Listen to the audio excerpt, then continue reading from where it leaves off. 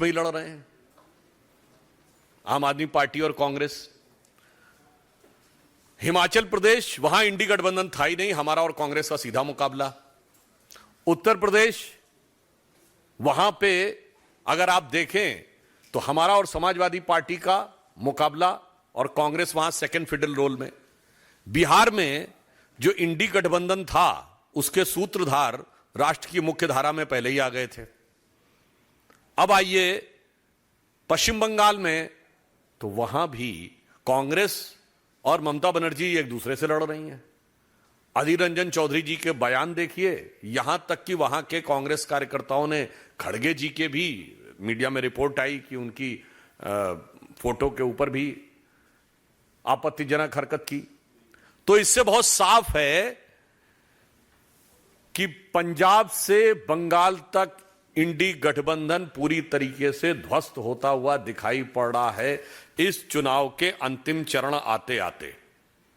और फिर आप मजेदार बात यह देखिए कि अभी आपने एक वीडियो देखा जिसमें बिहार में 3 लोग, 2 ठो बिटवा और 1 ठो बिटिया, मतलब राहुल जी और मीसा भारती जी और तेजस्वी यादव जी, और तीनों बैठ के ज्ञान दे रहे थे, बांच रहे थे कि उत्तर प्रदेश और बिहार क्या होगा। जबकि अगर देखा जाए, तीनों ने ये जो डिस्ट्रीब्यूशन ऑफ लीगेसी की बात करते थे, इन्होंने अपनी अपनी पार्टी की डिस्ट्रक्शन ऑफ लीगेसी की है।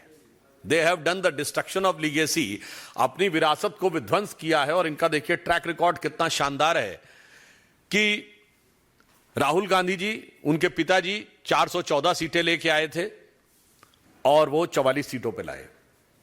उत्तर प्रदेश में उस जमाने में 85 सीटें होती थीं और राजीव गांधी जी के जमाने में 84 जीती थी कांग्रेस ने, 1 सिर्फ बागपत हारी थी, और इनके जमाने में 1 जीती।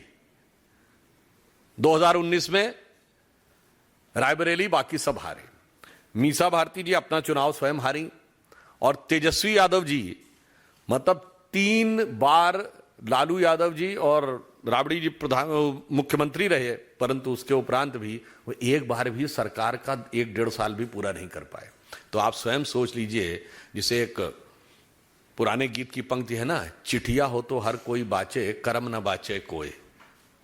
तो इनके जो कर्म हैं वो स्वयं दिखा रहे हैं कि वो एक ही दूसरे के साथ बता रहे हैं, एक दूसरे को बता रहे हैं कि किस प्रकार से राजनीति होनी चाहिए।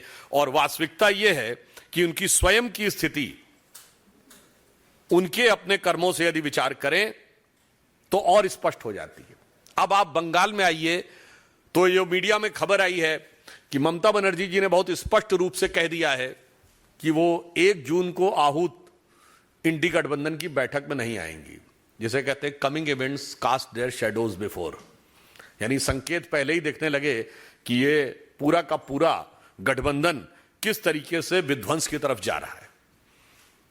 दूसरा एक विषय यह भी कि पंजाब में आपने देखा कि वहां सरकार के एक मंत्री बलकार सिंह का एक बहुत आपत्तिजनक वीडियो आया है, जिसमें उन्होंने एक लड़की के साथ बहुत आपत्तिजनक हरकत करते हुए दिखाई पड़ रहे हैं।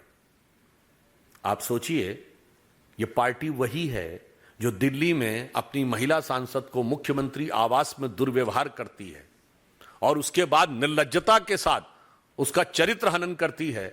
और इसी सरकार का मंत्री पंजाब में इस प्रकार की हरकत करते हुए दिखाई पड़ता है, और उसके बाद भी ये सब लोग अपने मुंह में दही जमाकर बैठे रहते हैं। मुझे लगता है कि पंजाब की जनता इस पूरे विषय को ध्यान में रखते हुए संवेदना के साथ और प्रबलता के साथ इसका सही उत्तर देगी।